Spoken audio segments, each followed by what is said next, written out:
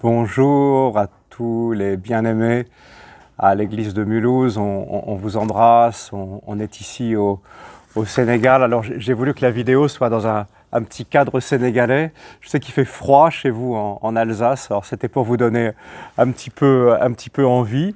J'espère que vous allez tous bien.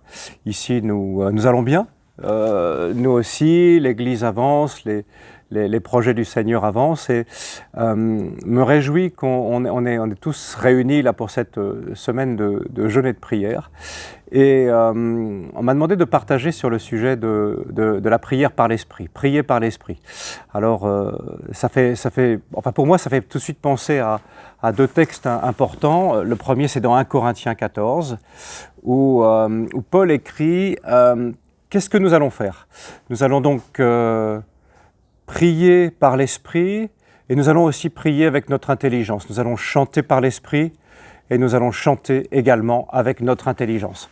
Et deuxième texte, Romains 8, je crois que c'est Romains 8, 26, dans lequel il est écrit et nous-mêmes, l'Esprit vient à notre secours car nous ne savons pas exactement comment prier et c'est pourquoi l'Esprit lui-même intercède par des soupirs inexprimables et il connaît la pensée de Dieu et c'est par Dieu qu'il intercède en faveur des saints. Donc on a ces deux passages sur lesquels je voudrais m'appuyer et c'est assez clair que, particulièrement dans 1 Corinthiens 14, que l'apôtre Paul nous parle ici de la prière en langue. Lorsque nous sommes baptisés du Saint-Esprit, la plupart du temps, nous recevons le don de parler dans des nouvelles langues et nous l'utilisons pour chanter, souvent dans notre culte personnel, à l'église. Chantons en langue. Et l'apôtre Paul nous dit, mais il faut également prier en langue, prier par l'Esprit. Et ce qui me touche dans ce passage, c'est que nous, aujourd'hui, si on écrivait ce texte, on dirait je prierai avec mon intelligence, mais je donnerai quand même une petite place à la prière par l'Esprit. Mais l'apôtre Paul, lui, il dit non, il dit je prierai par l'Esprit, et je prierai aussi par mon intelligence. Et je crois que ça nous ouvre une petite fenêtre sur ce qu'était l'Église des premiers siècles, une Église qui utilisait beaucoup en fait le don des langues, et l'utilisait même parfois un petit peu trop, puisque dans 1 Corinthiens 14, l'apôtre Paul apprend aux chrétiens à utiliser en fait ce don. C'est un don magnifique, c'est un don très utile, mais il faut l'utiliser, c'est un don qui doit être cadré. Et apparemment, les chrétiens l'utilisaient trop, et lorsqu'ils étaient réunis, ils se mettaient à prier en langue, et c'était un peu une cacophonie. Et l'apôtre Paul dit, mais la prière en langue, quelque part, ce qu'il dit, c'est qu'elle est surtout réservée à notre culte personnel. Lorsque nous sommes dans l'Église, nous avons plutôt intérêt à ce que nos prières, nos actions de grâce soient entendues par les autres et comprises, et qu'elles puissent ainsi bénéficier à toute l'Assemblée. Alors, bien sûr, il y a une exception lorsqu'il y a l'interprétation des paroles de langue. À ce moment-là, c'est tout à fait correct de se lancer dans une prière en langue dans l'Assemblée, en sachant qu'il y a des interprètes ou que nous-mêmes nous pouvons interpréter parce que nous avons reçu ce don. Et en fait, il faut pas perdre de vue, en fait, dans ce passage, l'apôtre Paul nous dit que la prière par l'Esprit est extrêmement importante. Elle reste fondamentale. J'encourage beaucoup les chrétiens à commencer le matin leur culte personnel par la prière en langue. 1 Corinthiens 14 nous dit aussi que lorsque nous prions en langue, nous remercions Dieu, nous faisons ce qu'on appelle des actions de grâce, nous louons Dieu. Et souvent, je sais pas vous, moi je me lève le matin, j'ai pas toujours envie de louer, j'ai pas toujours envie d'être joyeux et de célébrer tout ce que le Seigneur a fait pour moi. La prière en langue, ça m'aide beaucoup parce que c'est mon esprit qui prend le dessus sur la chair, un peu fatigué, un peu endormi, et qui adore Dieu. Qui commence la prière en adorant Dieu. Et c'est pas seulement ça d'ailleurs, moi je me souviens de certaines circonstances où je me souviens, il y a quelques années, j'étais assis avec un ami dans la voiture, et cet ami, c'était un ami chrétien, mais qui avait des difficultés considérables dans sa vie chrétienne, et je me suis senti poussé de manière inexplicable à commencer à prier en langue. Et j'étais surpris moi-même parce qu'en priant en langue, c'était pas quelque part les langues que j'avais l'habitude de parler, mais je sentais une autorité, je sentais que le Saint-Esprit était en train de faire un travail dans le frère au travers de ma prière.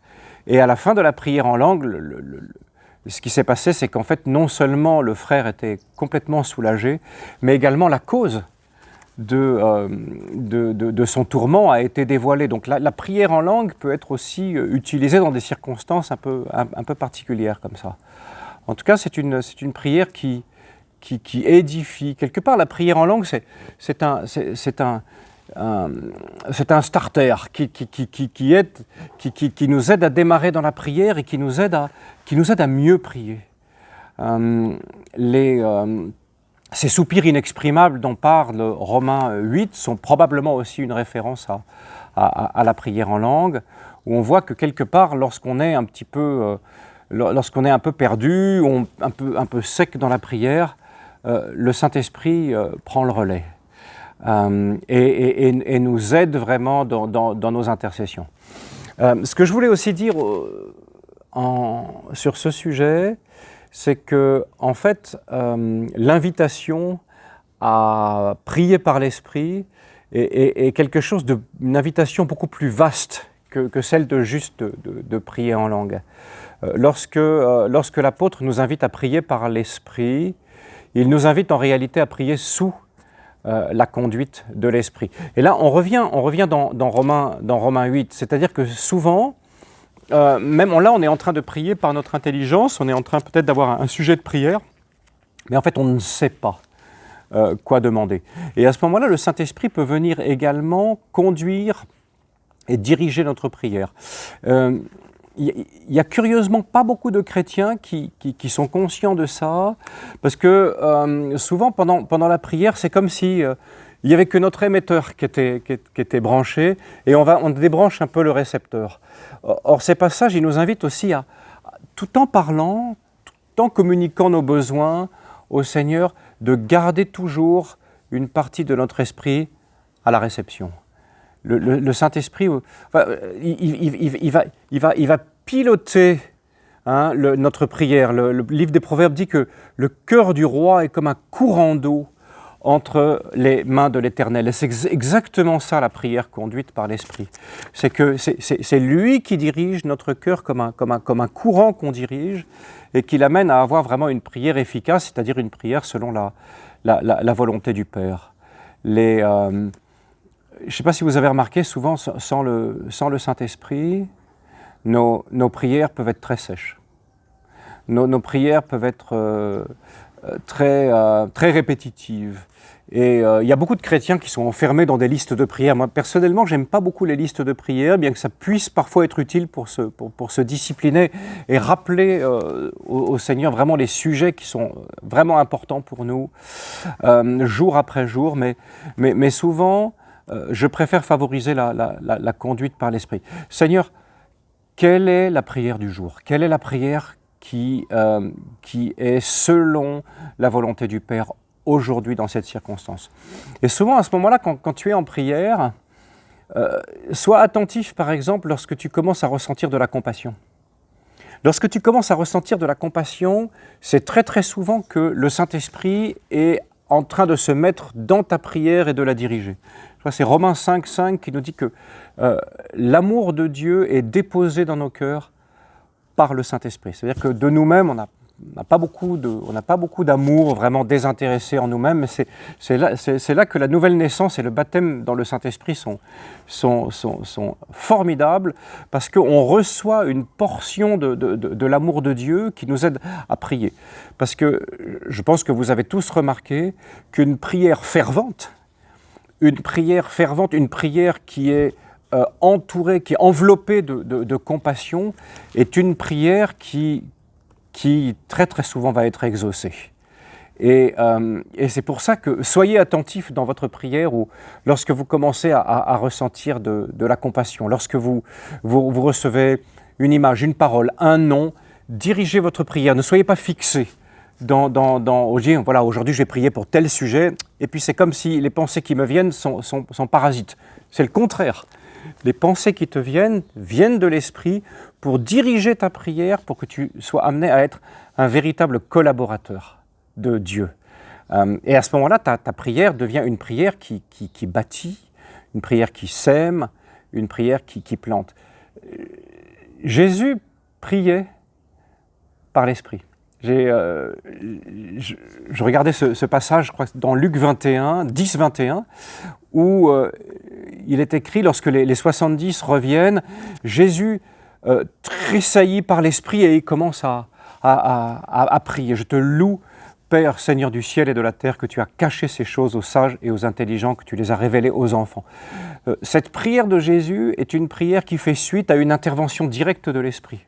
L'Esprit bouge en lui, l'Esprit le fait tressailler de joie, et ça ouvre le chemin d'une prière. Donc le Fils de Dieu sur terre avait besoin du Saint-Esprit, lui aussi, pour prier. Alors c'est quelque chose de... Comment nous ne pourrions-nous pas en avoir besoin? Frères et sœurs, on a désespérément besoin d'être conduits par l'Esprit dans nos prières. La prière est l'arme numéro 1 du chrétien. Et lorsque le Saint-Esprit ne se met pas dedans, eh bien, nos prières sont comme des armes émoussées qui n'ont pas de tranchant. Et nous pouvons passer quand même des heures à ne pas être efficaces. Alors qu'une prière, une courte prière parfois, par l'Esprit, est tranchante comme une épée. Une dernière réflexion que je voulais partager, c'est que, en fait, ça a été le cas dans ma vie et dans d'autres vies, chez d'autres personnes que je connais, c'est que la prière par l'Esprit a été quelque part le canal qui a ouvert le don de prophétie dans ma vie. Lorsque tu pries pour quelqu'un, souvent, d'ailleurs, ça m'est souvent arrivé en évangélisation. Je propose aux gens de prier pour eux, et avant de prier pour eux, je prie. Je demande au Saint-Esprit, s'il te plaît, dirige ma prière. Et à ce moment-là, ma prière pour cette personne, lorsqu'elle est dirigée par l'Esprit, devient une parole de connaissance. Et ma prière pour cette personne devient à ce moment-là un don prophétique qui peut avoir un impact énorme dans la vie de cette personne. Mais dans d'autres circonstances aussi, n'hésitez pas toujours à demander au Saint-Esprit d'ouvrir le canal. Souvent, beaucoup de chrétiens disent « Oui, moi je parle en langue, mais je n'ai pas le don de prophétie, j'aimerais le don de prophétie. » Le don des langues t'est donné comme quelque part l'antichambre de la prophétie et la porte qui va ouvrir dans ta vie le don de prophétie. Ah là, soudain, ça devient vraiment très, très intéressant et enthousiasmant. Mais oui, soyons enthousiasmés par le fait que le Saint-Esprit ne nous laisse pas seuls dans nos prières, qu'il nous accompagne et que nous devenons avec Dieu des ouvriers pour construire son royaume. Que le Seigneur vous bénisse. Bonne semaine de jeûne et prière, et au plaisir de vous revoir bientôt. Au revoir. Prions ensemble. Seigneur, je te remercie. Je te remercie que tu ne nous as pas laissés orphelins, que tu nous as donné le Saint-Esprit qui nous rappelle les paroles de Jésus, le Saint-Esprit qui vient même intercéder avec nous, selon la volonté du Père, le Saint-Esprit qui est Dieu avec nous, le Saint-Esprit qui est le Paraclet, celui qui répond quand on l'appelle au secours. Cher Saint-Esprit, merci, je te prie à l'issue de ce petit message, pour que le cœur des chrétiens soit ouvert à ta direction, ouvert au fait de ne pas prier uniquement par notre intelligence, mais de prier par l'Esprit, vraiment d'aimer la prière en langue et de comprendre à quel point elle participe non seulement à notre édification, mais également à l'édification du royaume de Dieu.